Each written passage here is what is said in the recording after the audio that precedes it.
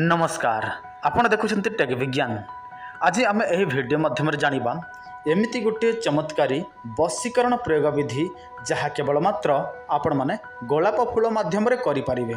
देखंतु एही दुनिया रे एमिति अनेक प्रकार वशीकरण प्रयोग अच्छी सेथि मध्यरु आज आम गोलाप फूल रे चमत्कार वशीकरण विषय जानिबा।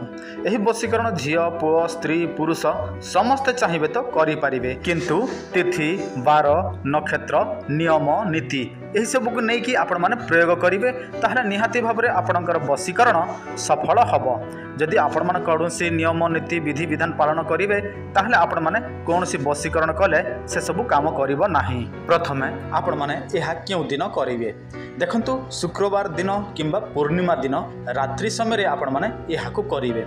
एथि आपण को दरकार पड़िबो गोटे बाल्टी गरम पानी, किंतु एते भी गरम पानी नुहे नॉर्मल गरम पानी। तापर सही गरम पानी रे आपण माने 5टी किंबा 7टी गोलाप फूल पकेबे, तापर गोटे चुटकी कपूर पकेबे एवं अल्प मात्रा रे चंदन पकेबे। तापर आपण माने कोन करिवे गाधेइबे, किंतु सही पानी रे गाधेबे नहीं, आपण माने अलगा पानी रे गाधेबे एवं गाधेवा समय आपण माने गोटे मंत्र उच्चारण करबा को पड़िबो ओम कामदेवाय नमः, ओम कामदेवाय नमः। एही मंत्रटी को आपण माने 108 संख्या रे जप करने को पड़ो सही स्थान रे एका जोठी आपण माने एही सब प्रयोग करूछंती। तापर आपण माने कोन करिवे गोटे धला कपड़ा नेबे एवं सही कपड़ा रे सही फूल को आपण माने रखिबे एवं गोटे इलायची एवं गोटे लवंग सेठी आपण माने पकेइबे। तापर सेटा को कोन करिवे सुखाई देबे। सुखी गला परे गोटे ताबिज भितर सेटा को पूरेखी आपण माने कोन करिवे निज बाहुरे धारण करिवे। यह करबा द्वारा आपण को ठारे एमिति किछि चमत्कारी वशीकरण शक्ति आसी जिवो जेउ वशीकरण शक्ति रे आपण माने जे कोनसी स्त्री पुरुष झियो पुओ जीव दानव मानव यक्ष किन्नर जहा को मध्य निजर आयत रे रखि पारिबे। जहा भी करिवे श्रद्धा विश्वास रखिकी करिवे। यह हेउछि संजीवनी। जदि कोनसी व्यक्ति प्रतिदिन गोटे चामच क्षीर सहित व्यवहार करती से केबे मध्य बुढ़ा हेबे नाही। आ बुढ़ा माने व्यवहार कले से माने पुणी थरे भेंडिया हो जिवे। यह स्त्री पुरुष समस्त व्यवहार करि परिबे। अधिक विवरणी पाई आपण माने एही वीडियो देखि नियंतु। जदि कोनसी पुरुषर लिंग अति छोट कम से कम 4-5 इंच हम से माने लंबा मोटा करने चाहूँगी ताहले व्यवहार करंतु एही टेक विज्ञान तेल। केवल मात्र 3 मास व्यवहार करेंगे ताहले आपण मानकर लिंग 8 ରୁ 10 इंच हम 100% ग्यारंटीर सहित।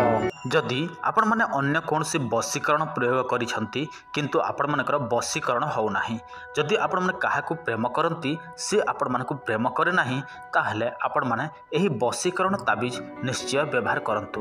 देखंतु आपण जहाकू वशीकरण करिवे से व्यक्तिर नाम केवल आमको देबे एवं आपणकर नाम देबे ता सहित एड्रेस देले आमे आपण मानकू यह बाय पोस्ट माध्यम रे पठाई देबु। 7-8 दिन मध्य रे यह पाई जिवे एवं आपणकर नाम अनुसार यह कार्य करिथाए 7 दिन 11 दिन 21 दिन मध्य रे। आ यह आपण मानकू 100% ग्यारंटी माध्यम रे दिया जाय छाय।